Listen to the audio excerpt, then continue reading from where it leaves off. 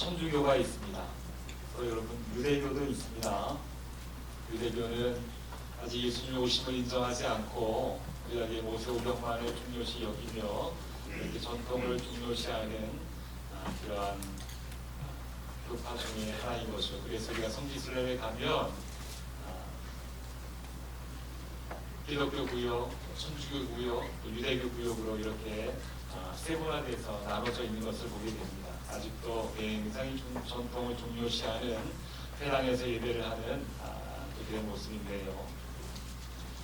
한 가지 예화가 있습니다. 전통을 중요시하는 유대교 회당의 예배 중에 일어난 일. 랍비가 말씀을 전하는데 랍비가 혼자 사는 사람이에요. 그런데 고양이를 키우는 거예요. 적적하고 하니까 집에 고양이를 키우고 있는데 예배 인도하라 치면 집에 혼자 있는 고양이가 마음에 걸려서 예배 인도하는데 좀처럼 집중이 잘 되지가 않는 거예요. 그래서 어느 날부터는 고양이를 데리고 와서 회당 뒤편에다 묶어놓고 이렇게 예배를 인도하기 시작했습니다. 그러니까 회당에서 함께 예배하는 무리들이 듣기에 고양이를 어느 날부터인가 랍비가 데리고 오더니 고양이가 회당 뒤에 묶어진 뒤로부터는 훨씬 더 안정적이기도 하고 훨씬 더 말씀의 은혜가 있기도 하고 훨씬 더 분위기가 좋아졌단 말이죠. 그래서 우리들이 교인들이 생각하기에 저 고양이가 무슨 아주 영험한 능력이 있나 보구나 라고 그렇게 생각을 하게 되었습니다. 그런데 시간이 흘러서 어느 날 랍비가 그렇게 고양이를 왜 데리고 왔는지도 이유도 설명하지 않은 채 그냥 그렇게 훌쩍 떠나가 버리고 만 거예요. 그러니까 그 랍비를 따르던 제자들에게 고민이 생겼습니다. 이제 저 고양이를 어떻게 처리해야 되나 라고 고민이 되는 거예요. 두 가지 의견이 있습니다. 고양이를 랍비가 데려온 것이니까 내보내자 라고 그렇게 주장하는 의견이 있는가 하면 아니다.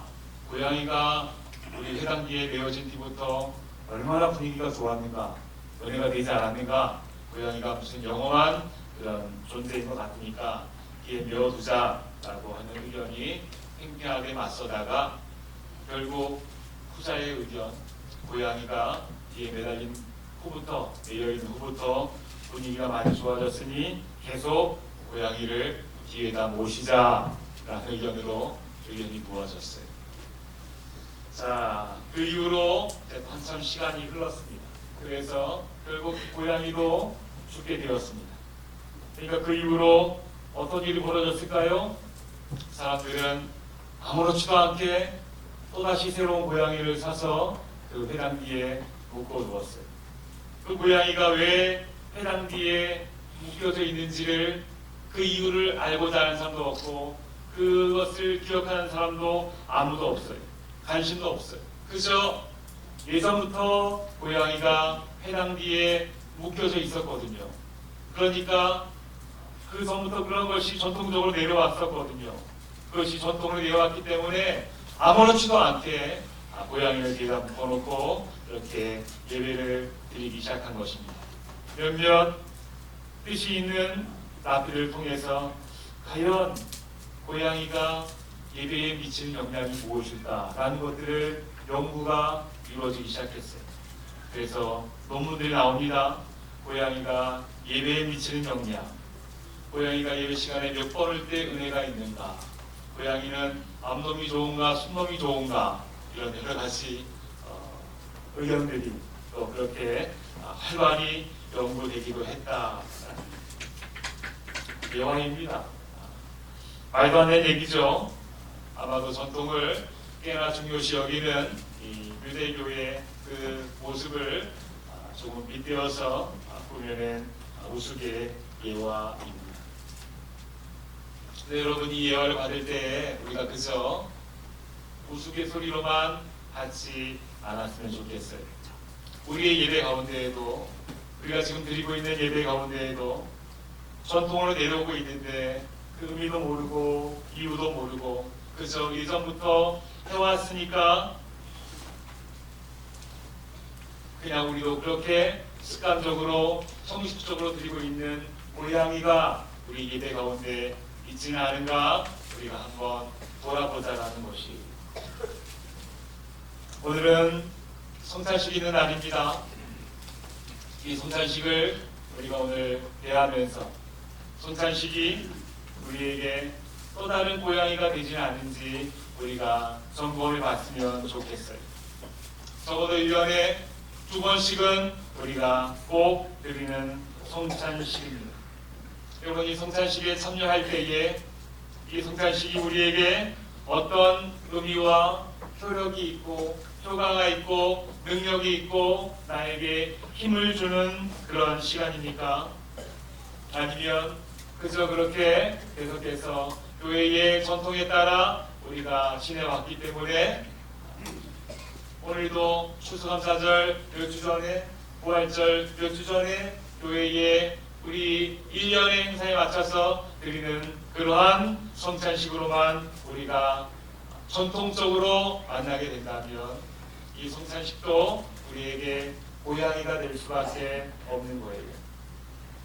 오늘 2019년 이 가을 깊은 곳에서 만나는 이 성찬 예식을 통해서 사랑하는 우리 성도님들, 성경이 말하는 우리 주님이 주시고자 하는 이 성찬 예식의 깊은 의미를 우리 마음 가운데에 다시 한번 새롭게 새기는 귀한 은혜가 이 시간 우리 모두에게 충만하게 되기를 간절히 원합니다.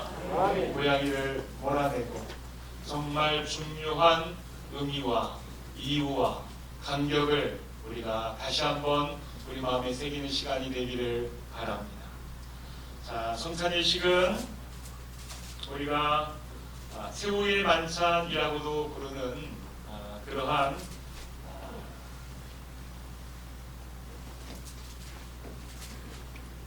유월절 만찬이 이 당시 유대인이라고 한다면 유월절을 앞두고 누구나 가족들과 친지들이 함께 모여서 유월절에 그 만찬을 가족과 친지 또 사랑하는 사람들과 함께 모여 식사를 나누게 됩니다. 유월절의 중요한 예식 중에 하나예요.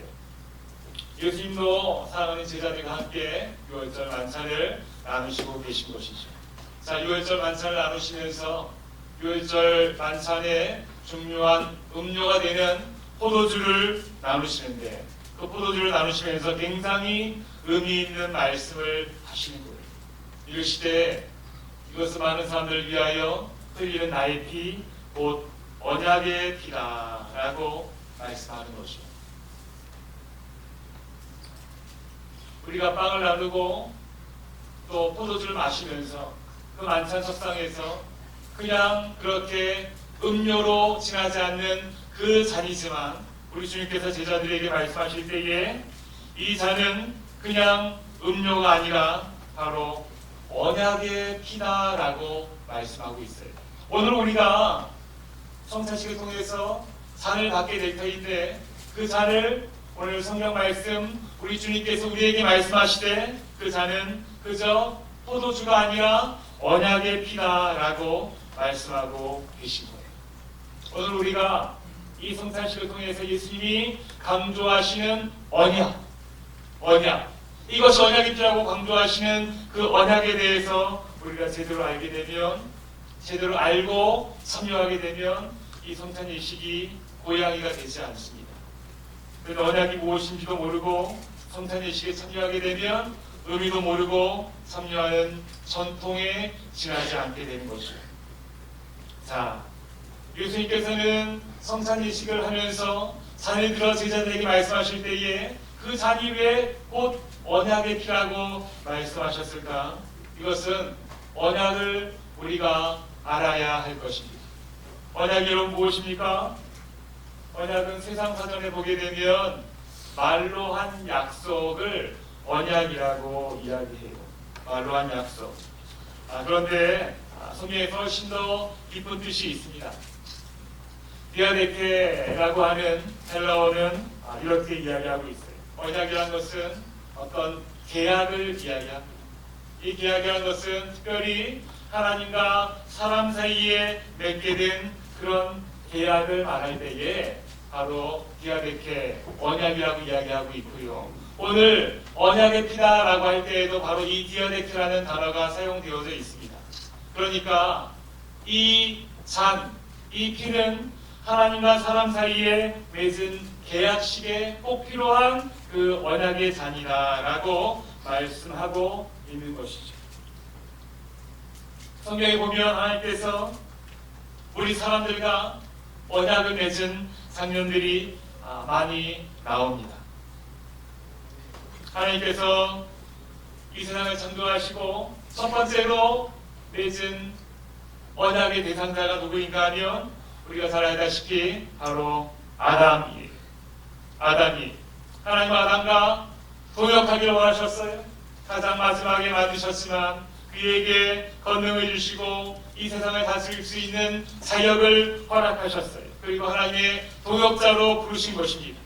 그리고 나와 함께 이 세상을 같이 다스려 가자라고 그 특권을 허락하여 주셨어요. 그러면서 네가 모든 것을 할 수 있다. 모든 것을 할 수 있다. 그러나 딱 하나 약속을 시켜라. 그것은 바로 선악과를 따먹지 말아라 라는 그런 계약을 하나님과 아담 사이에 하게 된 거예요. 첫 번째 언약입니다. 여러분, 선악과는 어떤 특별한 신비하고 기상한 능력이 있는 그런 나무 과일이 아닙니다. 이 선악과는요, 하나님과의 약속이, 하나님께서 아담과의 계약을 하실 때에 마치 앞에 있는 그 나무를 보시고 저것은 따먹지 말아라, 동산 중앙에 있는 저것은 따먹지 말아라 라고 말씀하신 거예요. 그래서 아담은 그 에덴 동산에 거기다가 그 선악과 나무를 보게 되면 저것은 하나님과 나 사이의 한 약속의 대상, 하나님이 따먹지 말라고 하셨기 때문에 나는 따먹지 않음으로 인하여서 하나님과 나 사이의 관계가 성립이 되는 거예요. 하나님이 주인이시고 나는 그 앞에 순종하는 사람입니다 라는 그런 관계 설정의 그 선악과예요. 이것을 따먹음으로 인해서 어떤 신비한 능력이 나타난 것이 아니라 하나님께서 정해놓으시고 우리는 그 약속을 지킴으로 하나님의 우리의 관계가 성립이 되는 것입니다. 그렇게 하나님께서는 선악과를 통해서 우리와 언약을 체결하셨는데 어떻게 됐어요? 아담이 보기 좋게 그 언약을 깨버렸습니다. 사단의 꼬임에 빠져서 하나님처럼 되기를 원했던 것이요. 그래서 결국 그 죄 때문에 에덴 동산에서 쫓겨나게 되어버렸습니다. 언약을 통해서 하나님과 사람이 함께 그 동산을, 이 세상을 아름답게 꾸미어 나가길 원하는 것이 하나님의 마음, 바람이었지만 사람의 일반의 욕심으로 그 언약이 깨져버리게 된 것이, 여러분, 그렇다면 이 언약이 완전히 깨져버렸는가? 그렇지 않아요. 약속을 쌍방이기 때문에 한 사람이 파기했다 하더라도 한쪽이 잡고 있으면 그 언약은 계속해서 유효한 것입니다.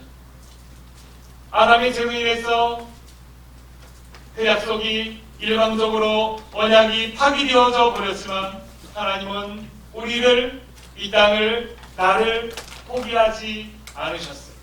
계속해서 하나님의 그 언약을 우리를 통하여 계속해서 이루어 가기를 원하셨습니다. 왜냐하면 우리가 이 세상이 하나님 앞에 너무나 소중한 존재이기 때문에 그런 것이. 자, 하나님과 사람의 언약의 역사는 이후로 계속 흘러갑니다. 아담은 파기함으로 언약을 이루지 못했어요. 그 다음에 하나님께서 언약을 맺은 대상자는 누구인가 하면 바로 아브라함이, 하나님께서는 아브라함을 언약의 대상자로 하나님이 직접 부르시고 그에게 이렇게 믿음으로 살면 하나님이 복을 주시고 너의 삶을 통해서 이 땅이 하나님을 알고 하나님께로 돌아오기를 원한다라는 에덴 동산 처음의 그 약속을 바로 아브라함을 통해서 다시 한번 이루기를 원하셨어요.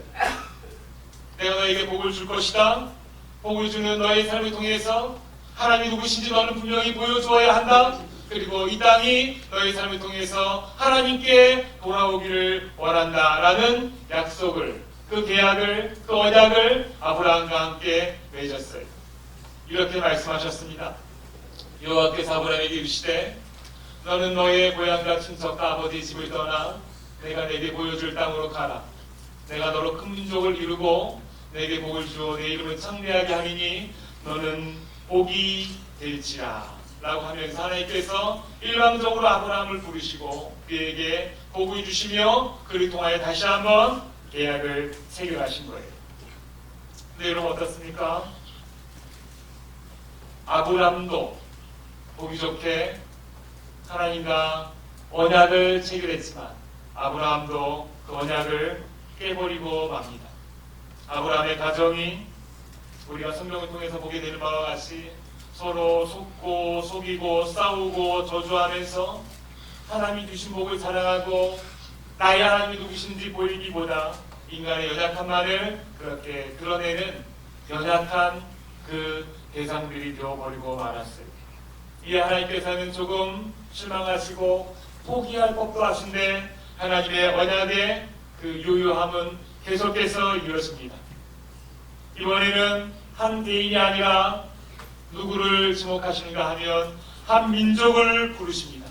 그들은 바로 이스라엘 민족이 그 나라를 통해서 하나님께서 복을 주시고 모든 민족이 하나님을 잘 섬기는 민족은 이렇게 복을 받는구나라는 것을 그들을 통해 보여주며 그들이 제사장 나라가 되어서 많은 민족이 하나님께로 돌아오기를 바라는 에덴 동산의 처음에 그 회복이 있기를 바라는 하나님 아버지의 그 마음이 이스라엘 민족을 부르심으로 다시 한번 언약을 체결하게 되신 거예요. 이렇게 말씀하면서 말이죠.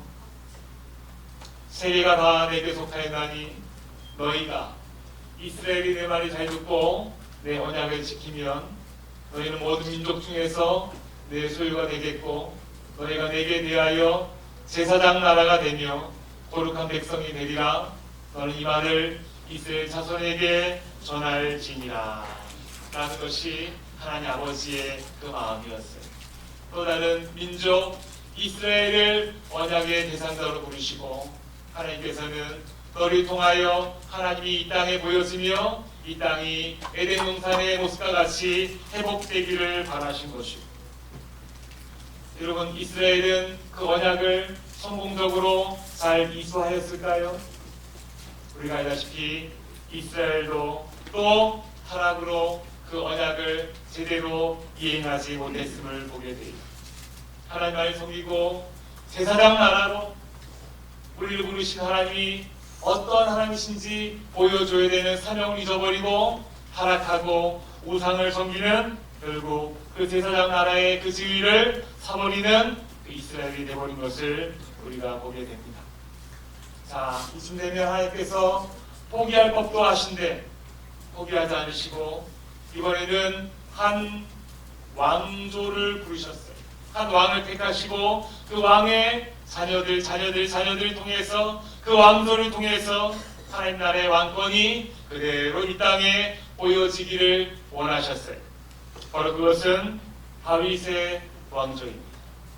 다윗 왕권이 다윗 하나님께서 부르시고 그 후손들을 축복하시며 하나님 나라를 이 땅에 제대로 보여주시기를 원하셨어요. 같이 한번 읽어볼까요? 같이 시작.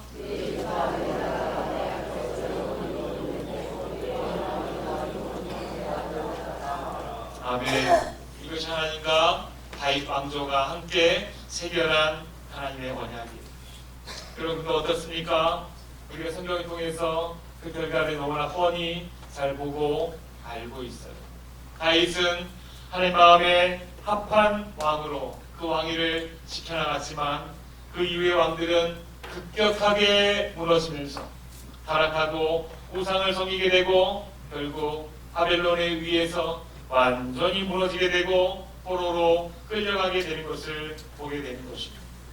그 어느 누구도 하나님의 신실한 언약 상대가 되지 못하고 결국 자기들의 죄, 자기들의 무능함, 자기들의 연약함 때문에 그렇게 무너져 버리고 하나님이 누구신지 이 땅에 보여주는 하나님 나라의 회복을 그 누구도 제대로 보여주지 못하게 된 것이,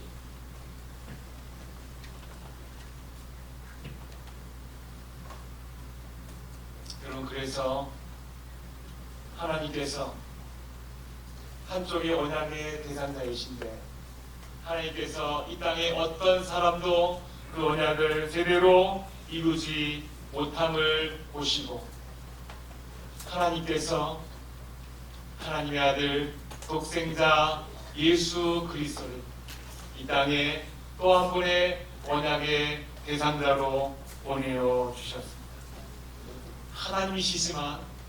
하나님이시지만 그 아들 예수 그리스도를, 예수도 동일한 하나님이시지만 그분을 이 땅에 사람의 몸으로 보내어 주신 거예요. 예수님께서는 그동안 실패한 아브라함의 자손이기도 하고 이스라엘 사람이기도 하고 또 다윗의 왕조이기도 합니다.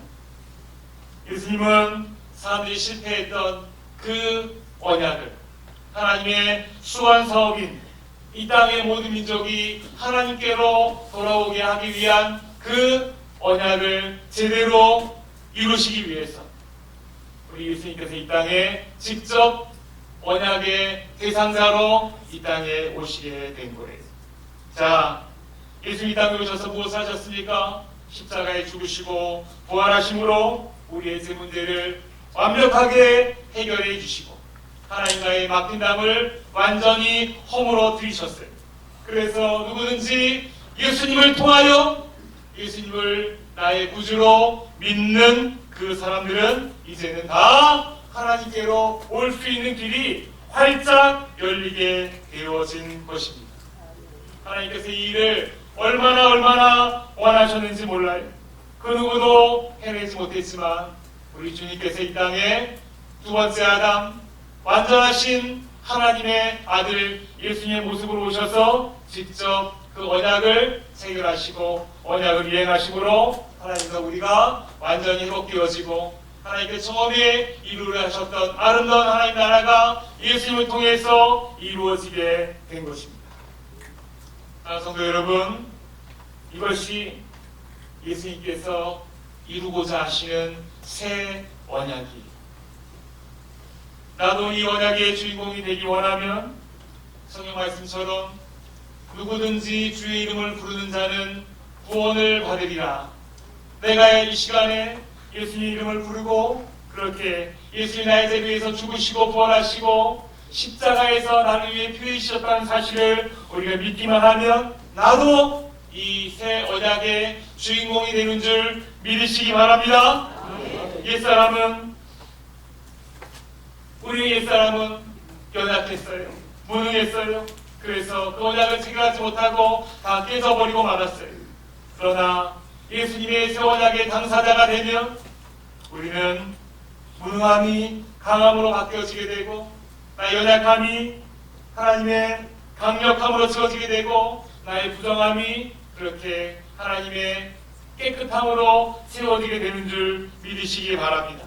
내 힘으로 내가 무엇을 해내는 것이 아니 내가 그 언약의 피를 마시고 그 언약에 동참하게 될 때에 우리 주님의 능력이 내 안에 채워지게 됨을 믿으시기 바랍니다. 아멘. 예수님께서 그것을 지금 제자들에게 알려주시기 위해서 유월절 만찬, 새우의 만찬 현장에서 잔을 높이 드시면서 이 잔을 받아 마시라. 그러면 이 새 언약의 당사자가 될 것이다 라고 말씀하신 거예요.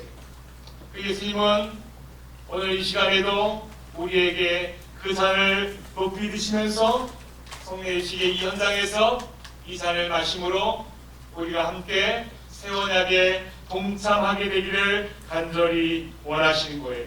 여러분 믿으십니까? 네. 오늘 우리가 이 잔을 마시게 될 때에 우리는 예수 그리스도로 인하여 체결되는 그 새 언약의 당사자가 되는 줄 믿으시기 바랍니다. 네. 오늘 내가 받은 이 잔은 나의 무능함을 강하게 하는 잔이고 나의 부족함을 온전히 채워주는 잔이고 나의 연약함을 하나님의 능력으로 세워주는 실제적인 생명의 자녀됨을 믿으시면 아멘 하시기 바랍니다.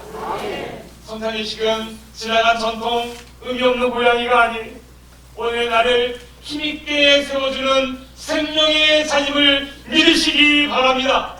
그 기대감으로 오늘 이 성찬의식에 참여하십시오. 주님이 묘전한 잔장에서 그 잔을 높이 들어서 언약의 잔이라고 말씀하신 그 잔을 내가 오늘 마심으로 언약의 당사자가 되어서 주님의 능력을 내 것으로 그 생명을 다시 한번 나의 힘으로 채우시는 우리 사랑하는 대강의 모든 가족들이 되기를 주의 이름으로 축복하고 축복합니다. 하나님 아버지, 성찬의식을 대하려 합니다. 언약의 잔을 대하려 합니다. 그 언약의 잔을 내가 받을 때에 나의 무능함이 강하여지게 하여 주시고 나의 부족함이 깨끗하게 하여 주시고 나의 연약함이 주의 능력으로 채워지는 비상한 능력을 체험하는 오늘 이 성찬의식이 되게 하여 주시옵소서. 그것을 기대하는 마음으로 주 앞에 나아갑니다. 오늘 이 시간 이 자리 우리와 함께 하여 주시옵소서. 예수님의 이름으로 기도드립니다.